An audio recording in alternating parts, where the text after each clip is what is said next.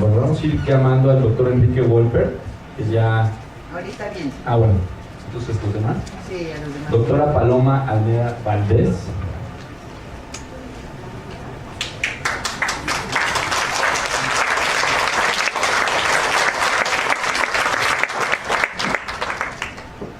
La doctora es especialista en endocrinología y metabolismo de lípidos del Instituto Nacional de Nutrición Salvador Subirán. Doctor Marco Antonio Villalbazo, presidente de la Federación Mexicana de Diabetes. La doctora Pilar Milke, del Instituto Nacional de Nutrición, experta en todo lo que ustedes quieran saber.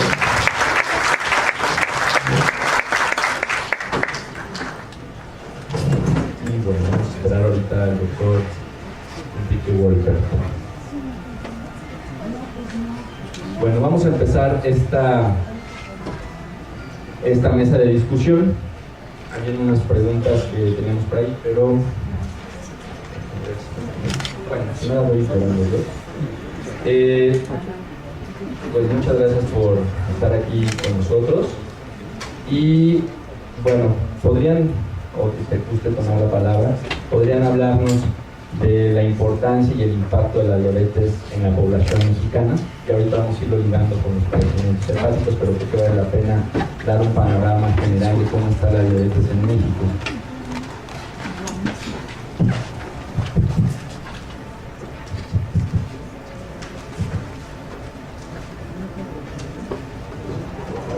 ¿Cómo va la diabetes en México? Bienvenidos todos. Bueno, la diabetes en México es tan simple como preguntarles a todos ustedes quién de ustedes vive con diabetes y o quién de ustedes tiene por ahí algún ser amado viviendo con diabetes. Así es. Si aquí habemos 100 personas, imaginen que viven con diabetes el 9.2%, quiere decir cercano al 10%, 10 de cada 100 viven con diabetes. Imagínense ese grado. Pero hay otro dato un poquito más espeluznante. Hay otro tanto por ciento de personas que ya viven con diabetes, pero aún no han sido diagnosticadas. Eso lo hace aún más tenebroso, porque bueno, el que ya vive con diabetes, él decide si se cuida o no, él decide qué camino toma, si va o no a modificar su estilo de vida, porque ya lo sabe.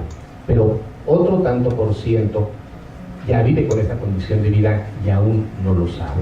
Entonces es algo dramático que viene un poquito antes. ¿Qué porcentaje de la población adulta en México tiene sobrepeso u obesidad? ¿Cuánto le calculan?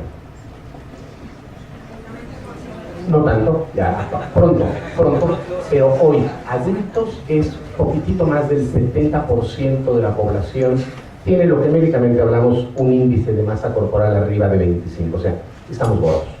7 de cada 10 adultos, 3 de cada 10 niños tienen también sobrepeso, obesidad, y ahí es donde empieza todo el desgaste metabólico, toda la acumulación de grasa, no solo en el cachetito, no solo en la lonjita, sino también a nivel de muchos órganos, corazón, arterias e hígado. Esa es la esteatosis hepática de lo que ya hemos hablado.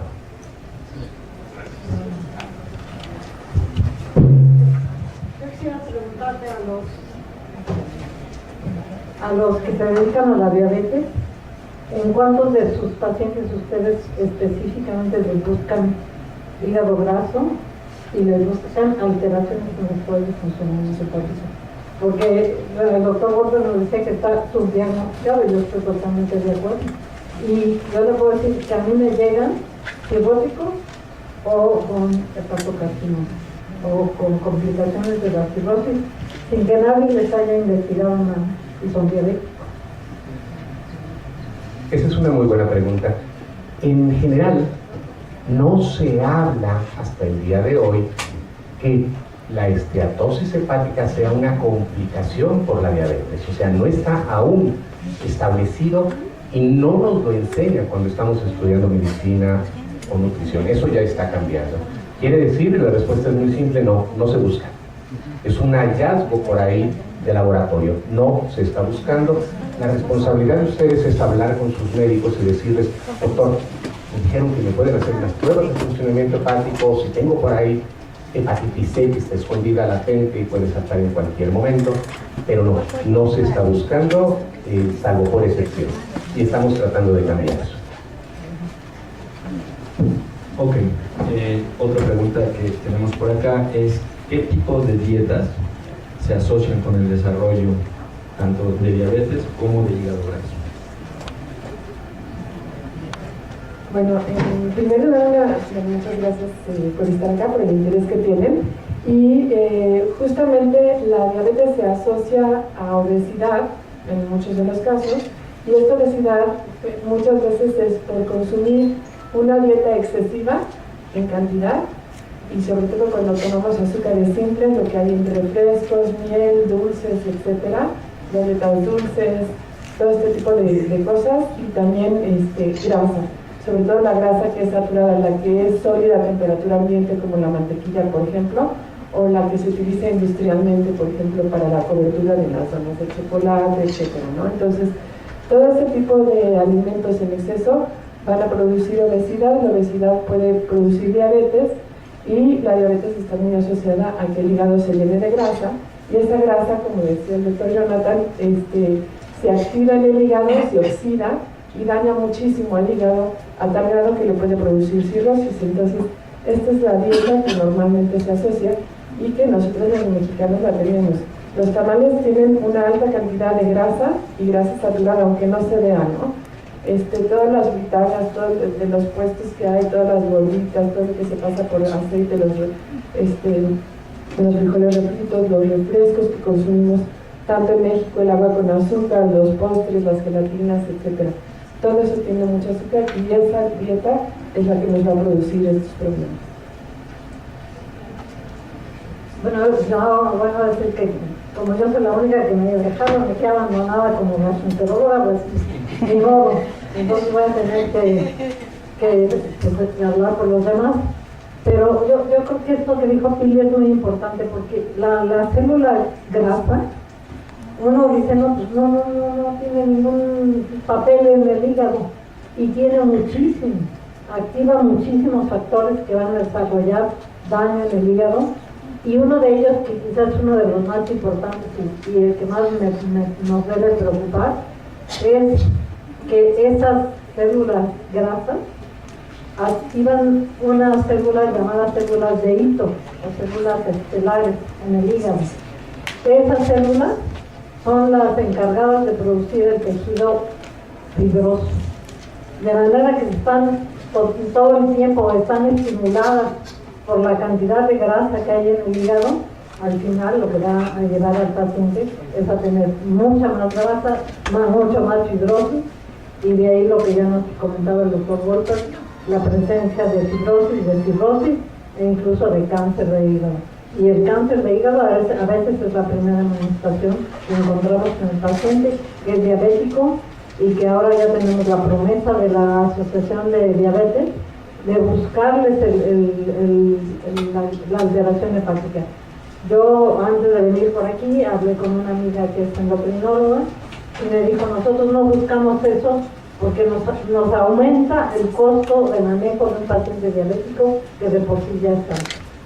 Pero yo creo que aquí estamos gastando para ofrecerle un beneficio al paciente. Y ustedes, como pacientes, los que estén aquí, que tengan diabetes, explican a su médico que mínimo les pida unas pruebas de función hepática y un ultrasonido si es posible. Doctora, ¿la leche es mala para el ser humano? No, bueno, eso es un tema aparte, pero en general en exceso no. Lo que pasa es que si se toman 3-4 vasos y que tiene grasa saturada, que tiene lactosa, que es un azúcar simple, sí, depende de la cantidad. Pero normalmente no, y de hecho es buena para la salud por la cantidad de calcio que tiene y de otros alimentos. Quisiera complementar. Perdón, y aún siendo ya mayor de edad, ¿sí es conveniente tomar leche o no es conveniente ya? O sea, que nos da la pata. Sí, es conveniente, es un alimento que tiene una calidad de proteínas muy buena, y la cantidad de calcio también te ayuda a prevenir algunas enfermedades como osteoporosis. Solo para complementar, yo quisiera preguntarles a ustedes, pero que la doctora Pilar nos dijo que el pan nos hace daño, que la gordita de chicharrón, la torta de tamal y todo eso, que nos dijo, todo muy sabroso, por cierto. Una pregunta, ¿alguno de ustedes ignoraba que eso nos pudiera engordar o subir nuestros niveles de glucosa? ¿O sí lo sabían? Sí lo sabían. Quiere decir que saber algo no significa que modifiquemos conductas. Lo más importante de todo no es que ustedes salgan aquí, qué bonito estuvo la plática, y sigan comiendo y viviendo igual. La idea es que dejemos todas esas cosas riquísimas para los momentos extraordinarios y tratar de preferir lo natural y dejar eso artificial, mucho de hecho por el hombre, para los momentos extraordinarios, pero que la rutina de nuestra alimentación sea con sentido común. Hay que modificar conductas. Recuerden, saber algo no significa que hagamos lo correcto. Tengan mucha precaución. Aquí hay una pregunta muy interesante para la doctora Teresa. ¿Qué relación hay entre el virus de hepatitis C y el hígado graso? Bueno, eso es una pregunta que qué bueno que me la hicieron, porque si no ya se las iba a decir de todos modos. Y esta es otra cosa que también ayer que hablaba yo con mi amiga endocrinóloga, le digo, ¿y no les pides anticuerpos para el virus de la hepatitis C? Y me dice, pues no, porque aumentan los costos. Entonces, bueno, es que ella ve muchos pacientes con diabetes, y entonces mucha gente no tiene para pagar todo eso. Pero finalmente, hoy, por ejemplo, todos los que quieran hacerse el anticuerpo C, allá afuera anda el de la botarga, pero él no va a hacer las pruebas. Pero si van a los laboratorios biomédicos, hoy todo el día hasta las 7 de la noche van a estar ahí tomando muestras gratuitas, si ustedes dicen que van de parte del FINDET. Entonces, en cuanto a la pregunta específica, ¿qué relación hay entre virus C y diabetes? Aparentemente los pacientes que tienen infección crónica por virus C tienen diabetes, pero tienen una diabetes más descompensada. Y hay trabajos que, bueno, todavía el tiempo no lo dirá porque tenemos muy poco tiempo con las nuevas moléculas para tratar la hepatitis C. Y todavía, ahorita le pregunté al doctor Narro, ¿y cuándo lo vamos a tener en México? Y me dijo que en este mes vamos a tener una reunión, y ustedes son testigos de que me lo dijo, y si no, todos vamos a reclamar. Entonces, cuando curamos la hepatitis C, si alguno de ustedes también tiene hepatitis C, vamos a tener las moléculas muy pronto ya en el seguro, en el ISSSTE. Yo trabajé aquí en el seguro y voy a seguir aquí en el seguro social hasta mi muerte. Y cuando uno cura la hepatitis C, porque la curamos ya, la diabetes se vuelve mucho más controlable. Entonces parece haber una relación entre virus C y diabetes mellitus. Entonces ahí les queda otra tarea a los que se dedican a la diabetes, a los endocrinólogos, además de el anticuerpos C, que es baratísimo. Ya después hay que buscarle otras cosas, pero mientras tanto con el anticuerpo positivo, si ustedes lo tienen positivo hoy en las pruebas que van a hacer a Biomédica, les van a hacer los que salgan positivos una prueba confirmatoria gratuita también, para que estemos seguros de que de verdad tengan hepatitis C. Y ya lo que sigue, pues depende de dónde están en el ISSSTE o en el seguro, pues hay que exigir lo que nos lo den, porque no es posible que una botella que nos sirve para un mes, para curar el virus, cuesta 200,000 pesos. Imagínense. Entonces, pues ya va a haber en el seguro, valga la redundancia, seguro. ¿Tienen una pregunta? Pues es que yo quiero hacer como paciente un énfasis en lo que está diciendo la doctora Teresa, porque sí es cierto, los doctores le ven a uno como en pedacitos, ¿no? Yo veo el ojito, yo veo el pito, yo veo lo que veo. Esa parte No todos. no todos, y afortunadamente existen los médicos especialistas que revisan a uno desde el pelo hasta la uña de pie y de ahí sale todo. Pero lo que el doctor Villalbazo decía es que es muy grave, porque sí es cierto, ya vi que tengo diabetes chequé hepatitis. A mí la hepatitis me la cacharon porque se me subió la presión. Tenía yo los ojos rojos y mi oculista me mandó con el médico general, el cual me mandó, y resultó que tenía hepatitis B y C, que me las curaron. Y por eso soy miembro de FUNEPA.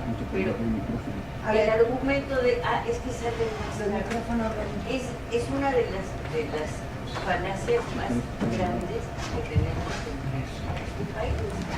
Claro, ahorita sí, las nuevas moléculas ahorita sí son mucho más caras, pero bueno, se está viendo el precio de hacerlas más baratas. Pero hagan una tarjeta, hagan una cosa de costos. ¿Cuánto les cuesta tener, claro, existen, sí. contra tener a un enfermo por 15 años, 20 años, Claro. 30 años? Sí, existen estudios de costo-beneficio. El costo-beneficio es brutal. Claro. Entonces, sí, tenganlo en cuenta, Claro. sobre todo para nosotros los pacientes. Totalmente de acuerdo. Y estamos fritos los que no tenemos seguro social, ¿eh? Porque nosotros el seguro que paga uno mensualmente, ay, fíjate, ya cumpliste 65 años, te subo la cuota 30%. Sí, son temas para discutir, nos competen también a los médicos entrar en esos temas de discusión, pero créanme que sí hay gente que está tratando de cambiar las cosas. Por acá tenemos una pregunta. Ahora vamos.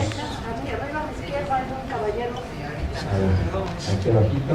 Yo soy diabético y me acaban de, bueno, también por casualidad de detectar el virus de hepatitis C, que tengo 50 años con él. El problema es que ya tengo una hepatocarcinoma y aquí mismo en el seguro me dijeron, usted queda poco tiempo de vida, no podemos hacer nada, no tenemos con qué curarte. Y el problema es que a veces en ese diagnóstico que me dieron, ignoran que el edificio de enfrente donde está cancerología, dicen, no, vamos a luchar por ti. Y en el otro dicen, no, pues no sé nada. Perdió mi expediente con muchos errores de que leyeron la primera parte cuando me internaron aquí y me pusieron unos datos que ya no corresponden, por lo cual me daban un diagnóstico de vida escaso. Me dijeron, no, bueno, tú ya no hay nada que hacer, ya no vengas. Así, yo estoy tratando de meterme ahorita en nutrición, porque hay nutrición, pues parece que hay más esperanza de vida. Y investigando, viendo de que sí es muy caro pues curar, uno, el hepatocarcinoma que tengo, otro, el virus, o sea, son dos tipos de medicamentos que son muy caros. Ahora estoy esperando que a lo mejor me dan para los tumores una medicina. Eso me lo van a decir en 10 días, porque la Torre Mayor o la Torre Central dicen, lo va a aprobar, vamos a ver si te lo podemos dar. Pero la angustia es que a uno le dicen, desde que entré yo al hospital en diciembre, no vive, no sale, porque tiene esto y esto. Tiene daño renal, tiene daño en el hígado, es diabético. Entonces, no se va a comprender. Entonces, ahora la pregunta es, ¿qué tanto hay posibilidad cuando a uno le cierran las puertas en el Seguro Social, pasar a una institución más avanzada como podría ser nutrición? Hay manera de... Bueno, está casi siendo que me compete a mí. Yo debo decirle que yo trabajé aquí en el centro médico durante 37 años, todavía sigo dando lata por aquí, porque yo creo que sí se podría, habría que estudiar su caso con mayor detenimiento, porque incluso hay pacientes que hemos tratado, en mi caso personal, que ya tienen hepatocarcinoma, pero son tumores pequeños, que se les puede inyectar un antineoplásico, un antitumor, por vía de los vasos sanguíneos, y podemos hacer que ese tumor desaparezca. Tendremos que ver cuál es el caso particular de usted, y una vez que eso lo tenemos ya embolizado y ya sabemos que no hay actividad tumoral, lo podemos tratar para hepatitis. Pero aquí, ¿qué pasó? Pues, ¿qué pasó? Lo que pasó fue que nadie le pidió unas pruebas de función hepática cuando iba a su consulta de diabetes. Entonces ese fue el problema, y que ustedes como pacientes también tienen que exigir. Yo les puedo decir que yo me he peleado con muchos, no con los pacientes, con las autoridades, justamente porque el paciente pide, porque tiene derecho a pedir, y las autoridades, así como que les habla uno, así como que voltean al cielo, así como diciendo, pues no me toca a mí. Pues sí me tocan a ustedes y a nosotros. Pero Entonces, es un cuadro clínico para todos los médicos que de ahí no se puede pasar. no, pero yo creo que lo que tenemos que hacer es las pruebas que ya comentamos ahorita, no solamente el cuadro clínico. Entonces, en el caso del señor que nos pregunta, ¿hay otra institución en donde le pueden ofrecer más cosas? Probablemente nutrición, porque tienen radiólogos que lo pueden hacer. En el centro médico tenemos radiólogos que lo pueden hacer, en el hospital de oncología. Entonces se pueden hacer cosas todavía, y está aquí todavía, y todavía lucha, y vamos a luchar todos juntos. Pero sí se puede. Las preguntas las van a pasar ya escritas, por favor. Están pasando ahí papelitos para que se las vayan pasando, y aquí me las van acumulando. Entonces ya hay varias preguntas acumuladas para que ya nada más las escriban y me las están pasando. Una pregunta importantísima: ¿un paciente con hígado graso puede tomar alcohol? ¿Qué opinan? Pues claro que no. Y yo una vez les voy a decir que si ahorita se atraviesan aquí al pabellón Cuauhtémoc y se compran unas Dunkin' Donuts que dicen él, están mal. Si compran su torta de tamal, están mal. Y vienen a tomarse acá primero sus exámenes de laboratorio que incluyen glucosa, y luego se van a desayunar los tortas de tamal, pues así no se puede. Entonces, si me preguntan que deben tomar, ¿pueden tomar alcohol? La respuesta es no. Okay. Una pregunta muy interesante. Cuando se cuenta con el diagnóstico de hígado graso, ¿se puede hacer uso de edulcorantes artificiales?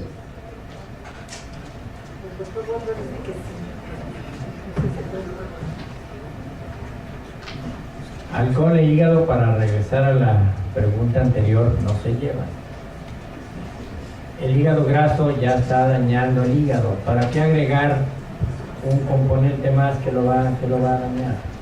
Y luego edulcorantes con hígado graso, pues sí, son edulcorantes no calóricos, cada vez se estudian más, cada vez son más puros, cada vez tienen menos efectos colaterales, cada vez dañan menos al organismo, y sí lo pueden tomar, pero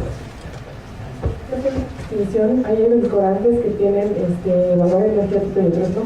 Entonces, los que tienen valor energético, por ejemplo, la fructosa, uno cree que como es de origen natural es mejor, no es así.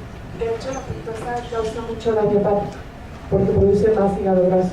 Entonces, cuidado con la fructosa y los productos que lo contengan. Los jugos naturales, algunas galletas, algunos dulces, bollería, etcétera, que se usan mucho en la industria alimentaria, porque es una opción muy barata para sustituir el azúcar. Cuidado con la fructosa. Ese es un edulcorante que para los diabéticos no sube tanto la glucosa, no da tanta respuesta, pero no es nada bueno, y sobre todo para el hígado. Y los de que no tienen valor energético, que son como la Splenda, como el Nutraceuticals Calderel, o como la Stevia que se utiliza tanto ahora, esos sí son bastante seguros. Y los productos que los hacen. ¿Qué pedir, perdón? Seguros. La voz de la experta, la doctora Lili, es la doctora en medicina y en nutrición, y es muy importante lo que acaban de Okay. Bueno, otra vez, ¿qué experiencia hay sobre el uso de Libermed para el tratamiento de hígado graso? Tomas un micrófono. Bueno, yo no sé el doctor López, pero yo digo que sirve para tirarlo a la basura. Mejor ni lo compren. Porque ninguno de esos ha demostrado funcionar. Ahorita hay estudios de investigación, muy serios, para hígado graso, pero todavía no tenemos en el mercado, aquí en la farmacia de la Oxa que frente, no hay todavía ningún medicamento que cure el hígado graso, excepto que hagamos ejercicio que cambiemos nuestros hábitos de vida, que estemos en nuestro peso ideal, que cuesta mucho, pero lo podemos lograr. Porque ustedes vean aquí, yo veo hay muchos que se pasan de índice de masa corporal, muchos. Yo ya no estoy en ese grupo porque gracias a Dios me dio una enfermedad que me dice que bajaba de peso. Pero yo también la gordita y yo tengo antecedentes diabéticos los que quieran. Y gracias a Dios todavía no tengo diabetes y mi hígado creo que va bien. Pero yo creo que sí nos tenemos que cuidar. En México tenemos que entender que la medicina debe ser preventiva. Porque en el momento que ya es curativa, ya vamos a tener muchos problemas. Y cuando tenemos dos enfermedades que son bien difíciles de tratar, pues yo creo que es más vale prevenir que lamentar. Aquí sí se está el dicho perfectamente bien. Sí, ligado con esto hay un comentario de una persona que acudió con un bariatra, le hizo exámenes y salieron las pruebas de funcionamiento hepático alterados, pero el bariatra le comentó que no se preocupara porque se estaba bajando de peso esa alteración. Bueno, yo creo que yo sí me preocuparía, porque además con el bariatra, yo no sé qué experiencia tengo con los bariatras, pero a mí como que no me están bien. Y además, la verdad, como que nomás le dicen, no, pues te va a meter ahí a la cámara hiperfalte, y la verdad, no, le sacan el dinero, eso sí. Ahí hay alguien que dice que vivió esa triste experiencia, pero realmente aquí, si somos científicos, y nos dedicamos a la medicina normal, pues ese tipo de cosas como que no las aceptamos mucho. Sí, yo quisiera comentar. La mejor medicina, sin duda, cuando es una esteatosis hepática, grasa en hígado, es bajar de peso. Todo lo que hemos dicho, lo que está anotado, mejorar el estilo de vida. El médico bariatra los puede ayudar, por supuesto, las necesidades de nutrición, por supuesto, pero les tengo una noticia no muy agradable. Más del 90% de los pacientes que bajan de peso vuelven a recuperarlo al poco tiempo. Entonces, ¿de qué nos sirve una pequeña mejoría a un tiempo corto si al ratito están con más kilos encima? Por eso lo importante no es bajar, es modificar conductas, hábitos, romper adicciones a ciertos alimentos para no recuperar ese peso. Los bariatras son especialistas en el control de peso, ya sean cirujanos o sean médicos clínicos. Cuando una persona baja muy aceleradamente de peso, también se puede producir hígado graso. Se tiene cuidado de estas dietas milagro que bajen muy rápido, demasiado rápido de peso, porque eso también puede dañar el hígado. Entonces es una pérdida progresiva, lenta, acompañada de ejercicio y de unos buenos hábitos de alimentación que, como comenta el doctor, que se queden ya enraizados en nuestra vida. Entonces tener cuidado con la pérdida muy rápida de peso.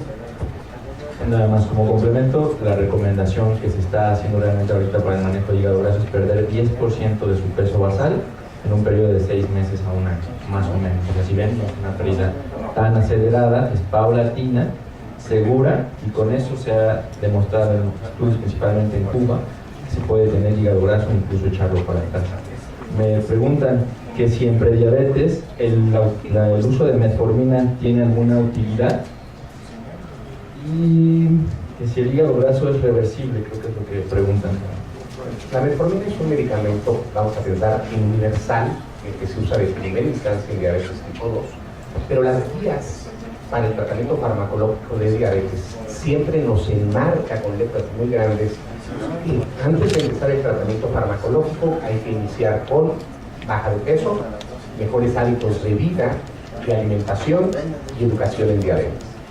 Si esto no se logran objetivos de control, tanto en las pruebas de funcionamiento hepático, índice de masa corporal y objetivos de glucosa en sangre, se puede iniciar a los 3 meses con metformina, que sí ayuda definitivamente, pero quisiera también decirles de qué me sirven tantas pastillas de metformina y después, como nos decía la doctora Dehesa, nos vamos a las donas, a las tortas y a todo lo demás. No, las medicinas son uno de los parámetros, uno de los puntales, pero tiene que estar acompañado de manera obligatoria de hábitos de vida y alimentación. Preguntan, creo que es más para la doctora Besa, ¿qué difusión tiene el plato del buen comer en el IMSS? Bueno, para no sé. Y así como el programa de diabetes, ¿qué difusión tiene? Pues bueno, El problema es que todas estas campañas, incluso las que tiene la Secretaría de Salud, como que de repente les da un entusiasmo maravilloso y después eso ha sucedido con todo y no podemos dejar que eso se quede, pero nosotros tenemos que insistir en eso, porque si no, por ejemplo, los residentes, que a mí me ha tocado mucho convivir con ellos, pues les dan de comer, porque realmente tienen que traer sus cubiertos, porque si no se pierden los cubiertos. Entonces realmente debería ser y tendremos que exigir, y yo creo que en el Seguro Social tenemos un pequeño problema, que no sé qué tan pequeño sea, porque lo que sucede es que el paciente que tiene diabetes, y hablamos de diabetes tipo 2, la tipo 1, esa no entra aquí porque no cursa con hígado graso. Y entonces lo que sucede es que llegan al tercer nivel, les controlan su diabetes y luego les dicen, pues ya su diabetes está controlada, lo vamos a llevar a mandar a su unidad de medicina familiar. ¿Y qué pasa en la unidad de medicina familiar? Pues que con trabajo lo reciben 5 meses después de que le dan la cita, 5 meses después que la piden. Entonces yo creo que ahí eso tendríamos que modificarlo, porque eso no es posible, porque los médicos de primer contacto, que son los que están en las unidades de medicina familiar, a quienes yo respeto y quiero mucho y convivo con ellos, pero no saben, no tienen la capacidad de manejar a un paciente con diabetes, porque es muy complicado. A mí me llega un paciente con diabetes y yo le digo, se va usted con una endocrinóloga o el endocrinólogo, que yo le recomiendo, o usted elija el que quiera, pero váyase con un endocrinólogo. Aquí el zapatero a tus zapatos, de manera que aquí eso es un serio problema. Y nosotros los mexicanos, como que las campañas, como que no les hacemos mucho caso. Luego lo del prevenir, y que mídete y que pésate y luego vino el chikungunya y entonces ahora ya no más el chikungunya. Y ya se acabó lo otro, pues no, el chikungunya al rato se acaba, pero la diabetes no, y sigue aumentando el número de pacientes con diabetes. Comentarios del plato del bien comer, a veces lo tomamos muy a pecho. Si ustedes conocen el plato del bien comer, se está en verdecito, naranja, rojo, carbohidratos, proteína, grasa, pues por ahí hay lo que decíamos, hay tamal, hay concha, hay bolillo. No es satanizar esos productos, pero muchos pacientes lo ven y no es broma. Me ha tocado que se toman su torta de tamal, porque ahí dice, compran sus medidas, no es broma, de carbohidratos y se toman su torta de tamal, niveles de glucosa hasta arriba, y al otro día lo repiten y están cumpliendo. Entonces, les pido que se vuelvan críticos, que no tomen así de sencillo lo que se les está dando, utilicen su sentido común y lo consumen nutriólogas profesionales de la salud. Oiga, yo tengo una pregunta. Lo que pasa es que yo ya había levantado la mano, pero me esperé porque le empezaron a pasar un escrito. ¿Puedo hacer la pregunta? Sí. El principal síntoma más molesto del hígado cuando tiene una cirrosis hepática es una comezón. Mi pregunta es, ¿existe algún tratamiento ya para quitar esa comezón? Porque su nombre es prurito intratable, así es que no sé si ya existe. A mí el doctor del seguro me dijo que no existe nada. ¿Un señor del seguro o un doctor? ¿Un doctor del seguro? Si dije señor, perdón, pero sí fue el doctor del seguro.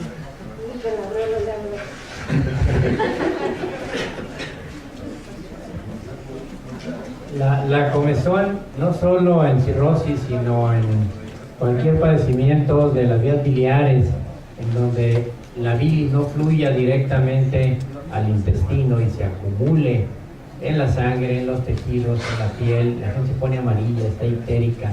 Eso genera mucha comezón, prurito.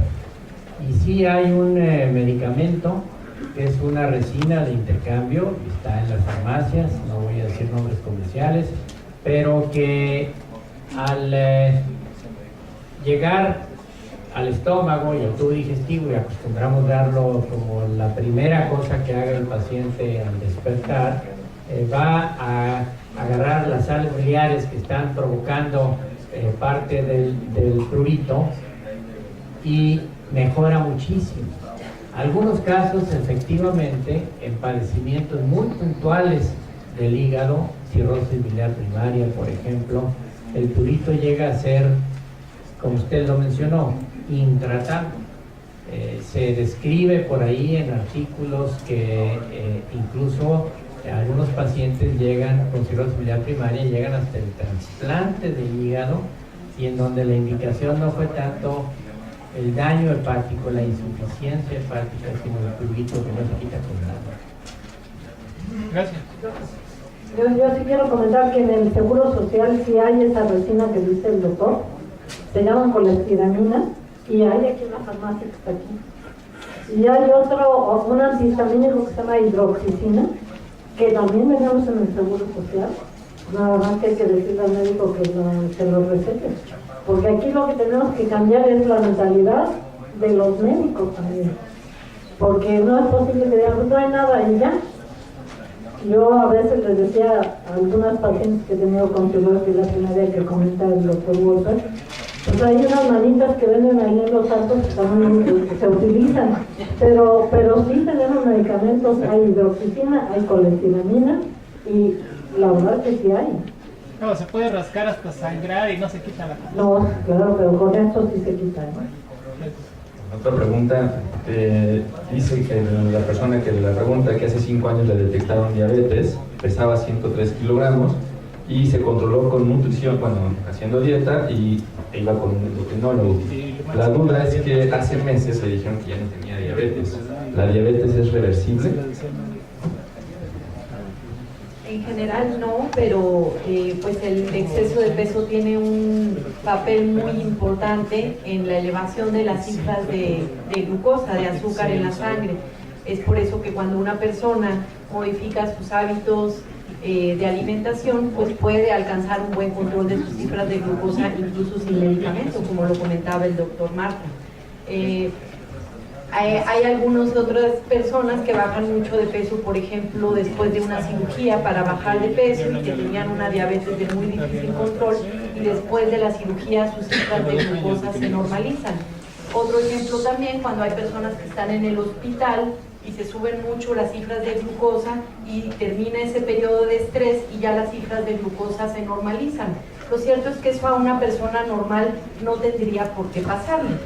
Es decir, la persona que le sucede eso ya tiene la predisposición, como comentamos los mexicanos, tenemos una gran predisposición genética para el desarrollo de diabetes y estos factores contribuyen para que se manifiesten. Pero pues eso no quita que esa persona tenga que cuidarse sin que sea una etiqueta el tener diabetes, tiene que estar vigilando sus cifras de glucosa, de azúcar y cuidar su alimentación permanentemente y probablemente en un futuro volverá a requerir tratamiento, quizá eso no lo podemos saber. Muy sencillo, la diabetes no se cura, pero es la obligación de los profesionales de la salud y los pacientes mantenerla bajo control. Le preguntaré a la persona de 103 kilos a cuánto bajó, si está por ahí. ¿Sí? Bajé a 80. A 80. Eso es de 4 o 3 años. Ahí me mantuve, pero hace 5 años, hace 5 meses me detectaron que no tengo nada. Entonces me he confiado y ahorita subí 4 kilos. Sí, súbelo y al rato, junto con los kilos, sube la glucosa. Está controlada porque la cantidad de insulina que produces es suficiente para 80 kilos, no para 100. Y la resistencia a la acción de esa propia insulina que tú tienes disminuye conforme aumentan los kilos. Entonces, si lo quieres comprobarlo, sube de peso, ya nos platicas. La otra es, síguete cuidando y mantente. Estás en control gracias a eso. En algún momento puedes requerir, como dice la doctora, medicamento, por supuesto, pero no se cura. Cuidado. Regresando al hígado graso, nos preguntan cuál es supongo que quiso decir cuál es el laboratorio o estudio diagnóstico básico que se recomienda de forma inicial para la detección de hígado graso. Bueno, el doctor hoy no quiere hablar, porque como ya vengo enrolada desde ayer y de ayer, pues ya me pasaron a mí. Entonces, el primer estudio puede ser un ultrasonido. Hay ultrasonidos que nos pueden decir la cantidad de fibrosis que hay en el hígado, lo cual es una maravilla, pero no en todos lados hacen ese ultrasonido. Entonces, otro estudio puede ser el FibroScan, que es un estudio más caro, pero que en un momento dado nos puede decir la cantidad de fibrosis y la cantidad de grasa que hay en el hígado. Pero creo que un ultrasonido simple nos puede orientar y después vamos pidiendo las pruebas de función hepática para ver si hay daño hepático o solamente tenemos hígado graso. Y recuerden también que no necesariamente uno tiene que ser gordito para tener hígado graso. También se da en gente delgada, no es lo común, pero también puede aparecer en gente delgada. Y hay otro estudio más, que ese es el que a mí más me gusta porque le dan una imagen del hígado. Hay un estudio que hacen en un lugar que se llama CT Scanner de México, que es una resonancia magnética con elastografía, como dice la cantidad de fibrosis y la cantidad de grasa que hay en el hígado. Y ese es un estudio un poco más sofisticado, pero con un ultrasonido tenemos idea que tiene que ser un buen ultrasonido. En el chopo, no crean que me encanta. Pero bueno. ¿En qué laboratorio dijo, doctora? Bueno, donde le van a hacer la prueba de hepatitis C es biomédico. No, pero la resonancia magnética. CT Scanner de México. Ahí le deben una a tus papás. ¿El chopo no sirve? El chopo sí sirve. Yo no puedo decir que no sirva. Antes era el más malo de todos, pero ya fue rebasado por el más malo que es el polar. Entonces, bueno, pero el problema es el costo, porque estoy de acuerdo con ustedes, es el costo. Esto que comentó la doctora es porque el ultrasonido es operador dependiente, o sea, depende quién lo hace y lo interpreta. Entonces, si en el topo contratan con no sé si no estén bien preparadas o no, va a depender mucho lo que reporten ellos. Nos mandan las imágenes, pero a veces no se ven tan bien, entonces a veces no puede ser tampoco el diagnóstico con las imágenes que mandan, pero bueno, por eso se les recomienda acudir a buenos laboratorios. Recuerden que el paciente que acude a malos laboratorios va a gastar doble, porque van a terminarles haciendo el estudio en otro mejor lugar y ya gastaron doble. Lo que se comentaba ahora del ultrasonido, mencionaba yo esta mañana cuando hablé mucho, y por eso ahorita he dejado a los expertos que lo hagan. Yo ya hablé demasiado, que en diabetes el 46% haciendo un buen ultrasonido tienen hígado graso. Pero hay antes del ultrasonido algo que nos puede decir que el hígado puede estar infiltrado en grasa, y es la obesidad central. Si tenemos un acúmulo de grasa en la cintura, pues deberíamos estar preocupados de que podamos tener hígado graso. Y entonces sí, hacernos los estudios para ver qué otros padecimientos tenemos, si tenemos resistencia a la insulina, como aquí se mencionó, si nuestros triglicéridos están elevados, si el colesterol bueno está demasiado bajo, si la presión arterial está alta, si somos de baja estatura y por lo tanto se acentúa más el tener grasa en la cintura, o si tenemos franca diabetes. Bueno, pues ahí el hígado graso va a estar muy cerca de ustedes para hacer todos nuestros estudios. ¿Qué tipo de estudios se tienen que hacer para determinar todos los males que pudiese tener un paciente? No nada más lo del hígado, sino todo en general. ¿Qué tipo de estudios solicitarían los pacientes? Esa es una pregunta muy importante, porque también les decíamos hoy que al paciente hay que verlo de manera integral. O sea, no es un paciente que tiene el hígado malo, sino que puede tener otras cosas también. Allí el examen físico, el examen clínico del médico va a ser lo más importante. Nosotros hemos insistido a lo largo de décadas, como insistieron nuestros maestros, una buena historia clínica nos puede decir por dónde anda la salud de un paciente. Antes de análisis, se hace un buen interrogatorio a un enfermo, explorarlo bien, porque hay muchos padecimientos, y en el hígado no se diga, que con la pura exploración podemos nosotros decir si tiene un padecimiento del hígado y hasta qué padecimiento pueda tener. De manera que no todos son análisis, y no todos son radiografías, y no todos son ultrasonidos. El médico tiene un papel muy importante para ver sobre todo qué tipo de estudios le va a hacer. Cuando un paciente llega y dice, a mí hágame todo, eso es imposible, porque ni siquiera sabemos el todo qué significa el todo.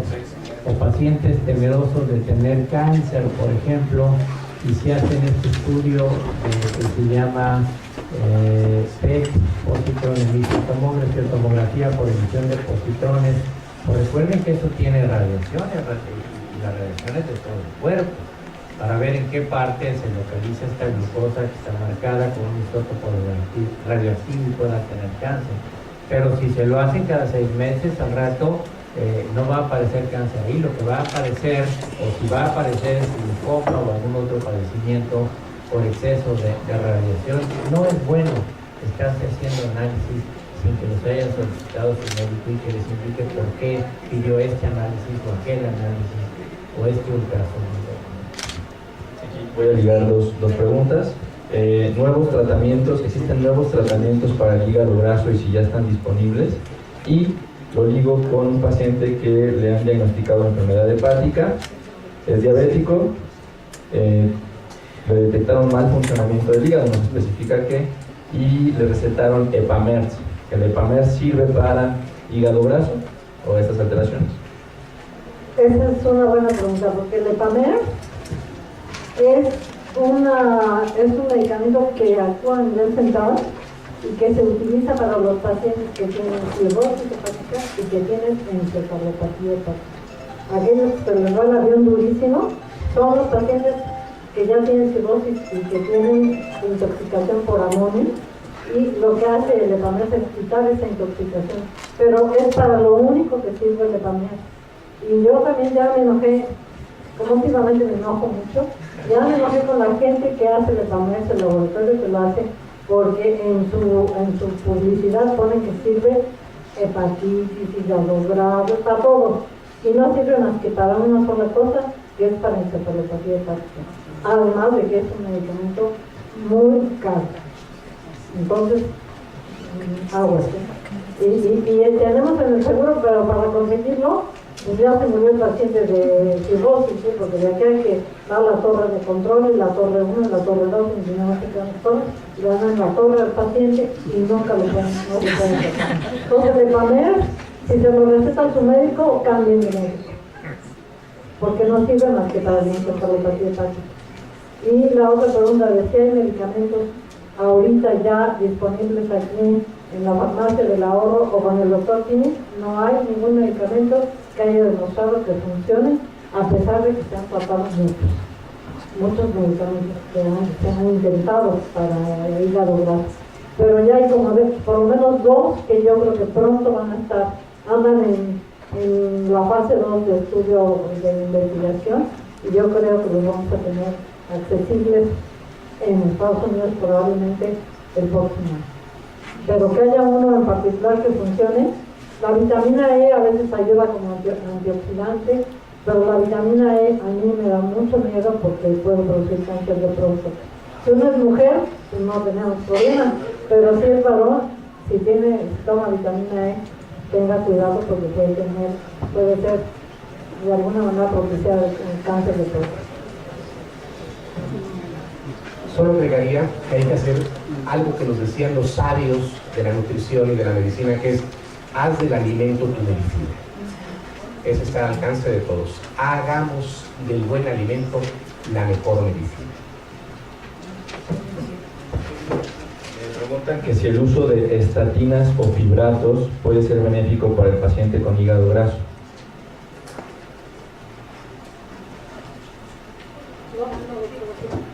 Bueno, hay que corregir todas las alteraciones que contribuyen al desarrollo del hígado graso. Entonces, una de estas alteraciones es el exceso de grasas en la sangre, que incluyen el colesterol y los triglicéridos. En personas que tengan estos problemas, pues el uso de estos medicamentos que justamente sirven para esto es benéfico. Bueno, yo creo que sí. Y bueno, una cosa que a mí, yo siempre me peleo con los cardiólogos, no sé los doctores se pelean con los cardiólogos, pero tiene un paciente que uno le está dando estatinas porque tiene triglicéridos altos, bueno, no sirven las estatinas, pero sirve a otro medicamento, pero para el colesterol sí. Y entonces los cardiólogos dicen, hay que quitárselo porque por eso tiene daño en el hígado, lo cual no es cierto, porque no producen daño en el hígado, pero los cardiólogos dicen que sí, de acuerdo a peleas con él. ¿Ustedes no se pelean mucho? Sí, pero por la razón opuesta. Y les digo por qué, porque utilizan mucho las estatinas. Las estatinas son medicamentos que han salvado millones de vidas en el mundo, son muy buenos medicamentos, hay que usarlos de manera juiciosa y bajan los niveles de colesterol y junto con clorfibrato y a veces solos pueden bajar los niveles de triglicéridos también. Y no es pleito, el diálogo con los cardiólogos es que no piensen ellos y hacer pensar al paciente que esa pastillita va a resolver su problema de hígado graso, sino que sí les va a ayudar a mejorar los niveles de grasa, la dislipidemia, pero no olvidar el ejercicio físico y no olvidar la dieta y no olvidar el estilo de vida, porque si pensamos y nos atenemos a que la medicina va a hacer todo y yo no tengo que hacer nada, y el doctor que me dé una pastilla, pues no, está en el paciente. Y como bien se señalaba aquí a lo largo de toda la mañana, la prevalencia del hígado graso es de tal magnitud que hay pues millones y millones y millones de personas en el mundo que lo tienen. Y por lo tanto los estudios de investigación para encontrar esa medicina a que hacía referencia la doctora Dehesa también son por miles. Y si ninguno de ellos ha podido llegar a la conclusión de que esta medicina sirve, todos sin excepción han demostrado que el ejercicio físico sí sirve. Mejora la sensibilidad a la insulina, contribuye a la baja de peso, a la baja de obesidad central. Entonces no olvidarse de eso. Si no se olvidan y lo hacen y además requieren estatinas, adelante. Bueno, el tiempo nos ha llegado a todos. Cobraron bastante, tenemos aquí muchas preguntas. Les voy a dar un correo electrónico si me hacen favor de enviarlas ahí y trataremos realmente de contestar todas. Es infórmate, todo con minúsculas, infórmate @fundepa, fundhepa.org.mx. Infórmate @fundepa.org.mx. Entonces, para finalizar, pues le voy a pedir a cada uno de los expertos si nos pueden dar una conclusión con respecto a las inquietudes y preguntas que salieron en esta mesa. Y al finalizar le voy a dar la palabra al doctor Wolper. Bueno, yo como siento que tenemos alguna reunión en la que hay muchos pacientes, siempre se quedan muchas preguntas sin contestar porque tienen muchas inquietudes. Pero yo creo que el mensaje que nos tendremos que llevar hoy es uno, que la diabetes es una enfermedad que no curamos. El hígado graso sí lo podemos curar. Por ahí hubo una pregunta si podía ser reversible. Puede ser reversible si bajamos de peso, cambiamos nuestros hábitos de vida. Y que la hepatitis C está relacionada con la diabetes y hay que exigirle a nuestro médico. Ustedes le dicen, yo me fuimos a un foro maravilloso en donde nos enseñaron que la diabetes se puede asociar con virus C.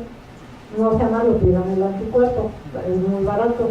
Y si ya sale positivo, pues entonces ya me lo mandan a mí y ya me hago cargo de ustedes.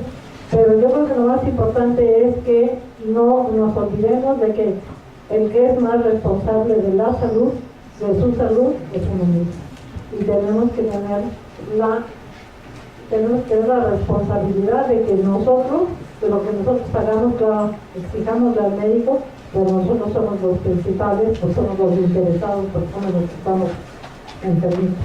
De manera que llévense ese mensaje a casa de que hay que cuidarse de la diabetes, no coman torta de tamal, no se vayan a ir a los donuts, que bueno, son horribles. Entonces, bueno, tengamos una vida sana, viviremos más y seremos más felices a pesar de todo lo que pasa. Los mexicanos siempre somos optimistas y tenemos que ser más felices.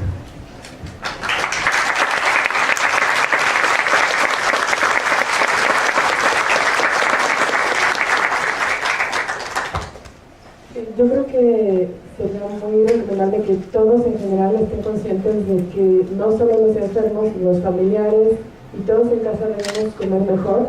El comer mejor y comer más saludable no significa que la dieta no sea menos apetecible, puede serlo más, nos vamos a hacer mejor y controlamos y prevenimos muchas enfermedades. La dieta idealmente debería ser individualizada por un profesional de la nutrición, pero no hay acceso a ellos así en número suficiente. Entonces sí tratar de disminuir grasas, sobre todo saturadas, azúcares, y también aumentar fruta, aumentar verdura, aumentar leguminosas que son frijoles, garbanzos, lentejas, etc. Disminuir productos de origen animal que tengan mucha grasa, quesos grasosos, carnes grasosas, disminuir productos fritos, disminuir postres y estas cosas para que sea muy ocasional, disminuir también alimentos que tengan mucha cantidad de sal, pues mejor productos que no estén tan industrializados y por último ejercicio.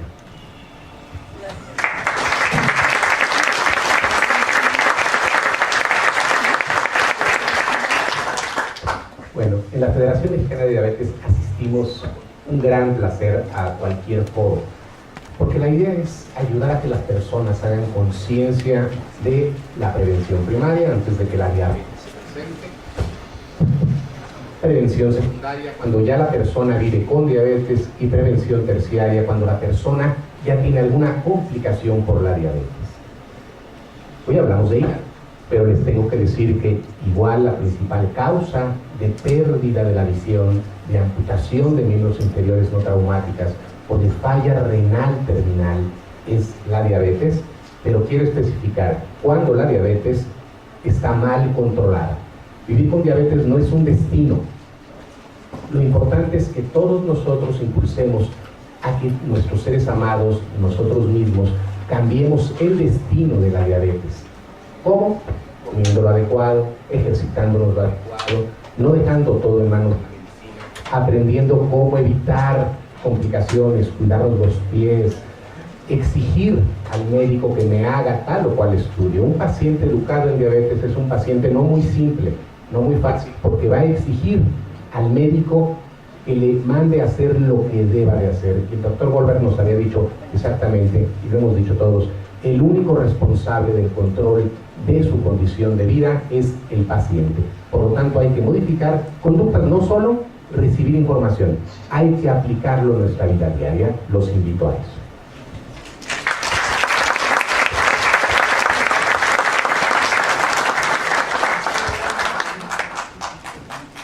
Creo que ya se han tocado los puntos principales, pero pues nada más para hacer énfasis en que a todos nos quede muy claro que la diabetes, la obesidad y los problemas del hígado son muy frecuentes en todo el mundo y en la población mexicana incluso aún más.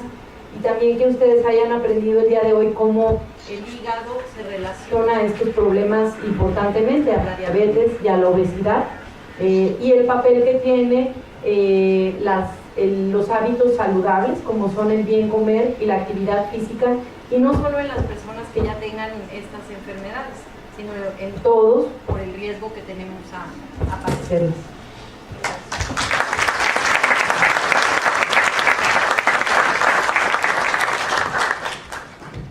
Efectivamente se nos terminó el tiempo, pero déjenme decir de nuevo que esta parte tan importante con el que iniciamos el Día de la Salud Hepática, lo que aquí se está escuchando, lo que aquí se está viendo, se está replicando en varias ciudades de la República. Yo les mencioné en la mañana algunas. Quiero decirles que también en el estado de Sonora el doctor Wong está haciendo la plática sobre menos diabetes, más hígado sano, y en otras ciudades de la República también. Y espero que el correo electrónico que les dio ahorita para Fundepa sí lo tomen, porque tenemos en la Fundación todo un capítulo nuevo que le llamamos Fundepa Orienta, y esto es precisamente para responder a las preguntas, a las inquietudes de ustedes. Y les voy a decir cómo nació. Nació cuando pacientes con hepatitis C, que pensaban que estaban sanos, tan sanos que iban a donar sangre para un familiar o un amigo y lo rechazaban por tener hepatitis C. Bueno, era un shock completo, se le venía el mundo encima. ¿Qué es hepatitis C? ¿Yo por qué la tengo? ¿Dónde la adquirí? ¿Cómo me voy a curar? ¿A dónde voy? ¿A dónde me dirijo?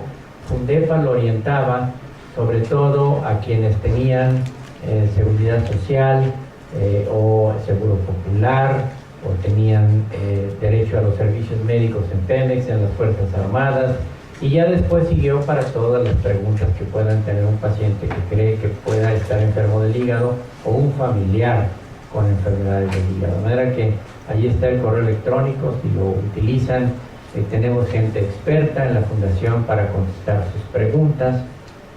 Lo único que no van a recibir, y se los digo una vez más porque siempre lo comento, es a qué médico puedo ir a ver a su consultorio particular, porque eso no se vale. Sí lo orientan a qué médico pueden ir a ver en su institución de seguridad social, pero lo único que no les van a decir es a qué médico privado van a ir a ver, porque eso no es la función de la Fundación Mexicana para la Salud Hepática. Esta mañana fue muy intensa. Les aprecio mucho de ver a la visita de todas y de todos ustedes. Estamos muy contentos y orgullosos de que el secretario de Salud haya inaugurado el evento, porque él está comprometido y conoce muy bien las actividades de la Fundación, y estoy seguro que en lo que mencionábamos de la posibilidad de que el sector público adquiera pronto los medicamentos para curar la hepatitis C, con el liderazgo del doctor Narro y con la insistencia de la doctora Dehesa, lo vamos a lograr para poder curar a todos estos enfermos. Muchas gracias por su asistencia. Para poder